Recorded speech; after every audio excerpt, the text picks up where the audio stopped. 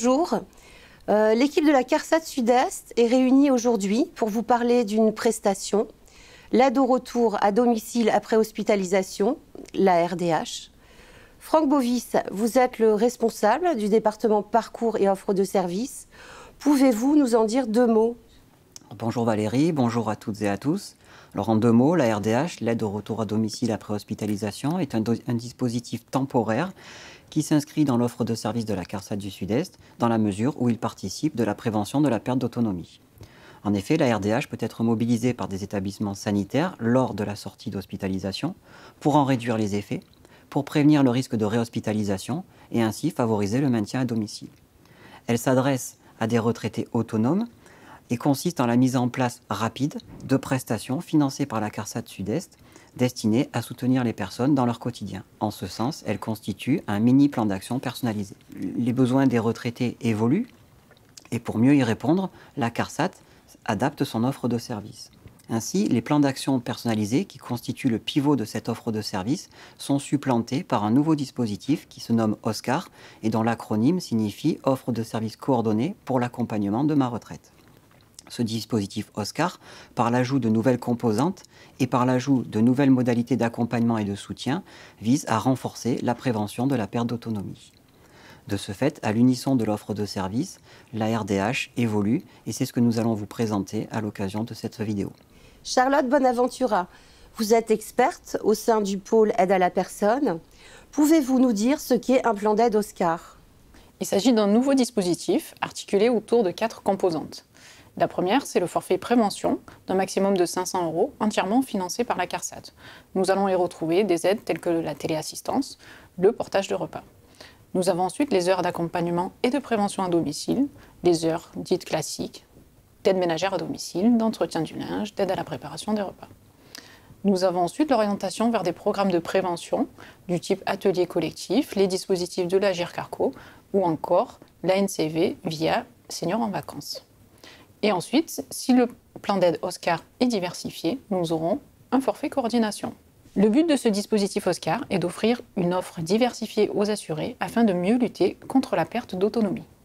Charlotte, quelle est la différence entre un plan d'aide OSCAR et un plan d'aide personnalisé, un PAP? Tout d'abord, le forfait prévention, donc sans reste à charge pour nos assurés, dans la limite de 500 €, qui va permettre de mobiliser de nouvelles prestations. Nous avons ensuite une plus grande interaction entre les différents partenaires qui permet d'aider au mieux nos assurés. Sandrine Ligonnet, vous êtes la manager du pôle aide à la personne. Pouvez-vous nous dire quels sont les critères pour bénéficier d'une ARDH? Alors, les conditions d'éligibilité restent identiques. Le dispositif ARDH est ouvert aux personnes retraitées du régime général à titre majoritaire, que ce soit les salariés ou les travailleurs indépendants. C'est aussi ouvert aux fonctionnaires de l'État qui ont un régime à titre majoritaire, qui sont domiciliés en région PACA ou Corse. Il faut aussi que leurs ressources ne dépassent pas le plafond fixé par la CARSAT Sud-Est. Ils doivent être autonomes, c'est-à-dire des personnes GIR 5, GIR 6 ou GIR 4 avec un pronostic de récupération. Et enfin, pour rappel, le dispositif ARDH ne se substitue pas à l'APA. Et que se passe-t-il pour un retraité qui relève de la fonction publique? Alors, les modalités d'attribution pour le dispositif pour un fonctionnaire de l'État sont en tout point identiques aux modalités pour un salarié ou un travailleur indépendant. Maintenant, les personnes qui relèvent de l'aide sociale peuvent bénéficier d'une ARDH fonction publique, ce qui n'était pas le cas avant. La seule spécificité, c'est l'imprimé qui reste vraiment spécifique au niveau du dispositif de la fonction publique et qui n'entre pas dans le nouvel imprimé que je vais pouvoir vous détailler plus tard. Julie Cayola, vous êtes technicienne action sociale. Dans le contexte d'OSCAR, quelles sont les différentes aides apportées par une ARDH? Avant OSCAR, le retraité pouvait prétendre à une ARDH allant jusqu'à un montant de 1 800 €. Dans le cadre d'OSCAR, la RDH devient un accompagnement global articulé autour de 2 composantes. 60 heures d'aide d'accompagnement à domicile et un forfait de prévention de 200 € qui, lui, sera sans reste à charge pour le bénéficiaire. Un mémo sera mis à votre disposition pour vous expliquer la ventilation des prestations en fonction de ces 2 composantes précédemment citées. Julie, quelles sont les modalités d'attribution d'une ARDH si le retraité bénéficiait avant son hospitalisation d'un plan d'aide Oscar? À la différence des pratiques en vigueur dans le cadre d'un plan d'action personnalisé, si un retraité ayant un plan d'aide Oscar est hospitalisé, ce plan d'aide ne sera pas interrompu. En effet, la RDH qui sera proposée viendra s'ajouter au plan d'aide Oscar existant. Et si le retraité n'en bénéficiait pas? Les modalités restent inchangées. Sandrine, pouvez-vous nous parler du nouvel imprimé permettant de faire une demande à RDH?